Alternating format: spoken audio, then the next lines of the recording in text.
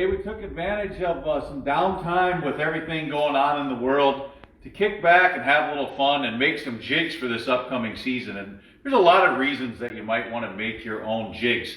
One is you can use high quality components and know exactly what you're using. I like to use these Trocar hooks when I'm making my jigs. Sharpest hook you're going to find from Eagle Claw, and they've got a very, very unique bend to them. I found that they really hold on to fish. They don't shake the jig out of their mouth. The other reason I like to make my own is because I can do things that you don't necessarily see on the shelf. I use oversized hooks. This is a 1/4 ounce jig here with a 3/0 hook in it. That's a big deal. That's really hard to find. And here is a 1/16 ounce jig with a 1/0 hook in it. That's an incredible bobber jig when I'm fishing leeches for walleyes here on Devil's Lake or anywhere else in the country for that matter. So let's walk through the process. I'll give you a few tips along the way, some things that I like to do when I'm making my jigs.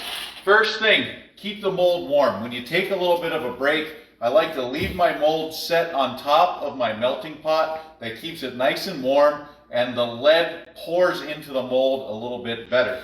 So what we're going to do is we'll load the mold up with hooks, and sometimes it takes a while to get them a little bit untangled, but we'll just put 4 or 5 in here. This mold is kind of tricky. I can't fit all the cavities full because I used oversized hooks, and we can't get everything filled up because it won't shut properly.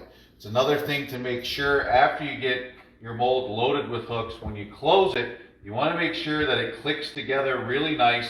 Otherwise, your lead is going to leak out and you're not going to get a nice jig out of the pour. So I've got everything loaded in there, and I'm going to go ahead here and we'll shut her up, and it closed nice and solid.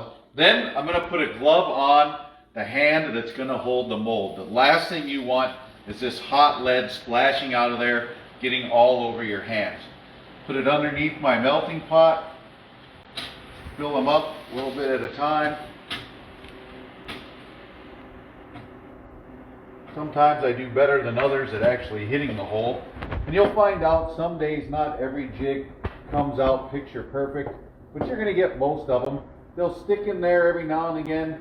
You'll have to break them apart, twist them apart. Then I throw them over here to cool down, and we'll come back later, take the tops off, and we'll have our nice finished jig. So there you have it. Nice way to pass the time. It gives you a little sense of accomplishment when you catch a fish on a jig that you made. And again, using high quality components or making specific jigs for specific purposes can definitely put more fish in the boat for you this summer.